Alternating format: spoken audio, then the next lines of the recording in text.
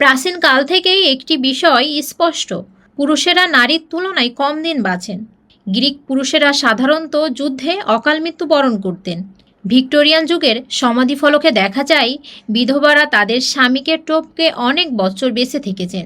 এবার এক বিস্তৃত বৈজ্ঞানিক গবেষণা প্রমাণ করেছে এই বৈষম্য কেবল ইতিহাসে নয়, জীববিজ্ঞানের গভীরেও লুকিয়ে আছে। জার্মানির max planks institute for evolutionary anthropology এর গবেষকরা 1100 এর বেশি স্তন্যপায়ী প্রাণী ও পাখির প্রজাতি বিশ্লেষণ করে দেখেছেন কোন লিঙ্গ বেশি দিন বাঁচে। ফলাফল উঠে এসেছে একটি পরিষ্কার নিয়ম: পুরুষরা যত বেশি জটিল ও ক্লান্তিকর প্রজনন আচরণে যুক্ত থাকে, তাদের জীবনকাল ততই ছোট। গবেষণায় দেখা গেছে স্তন্যপায়ী প্রাণীদের মধ্যে স্ত্রী প্রাণীরা পুরুষের চেয়ে গড়ে প্রায় 12% বেশি দিন বাঁচে।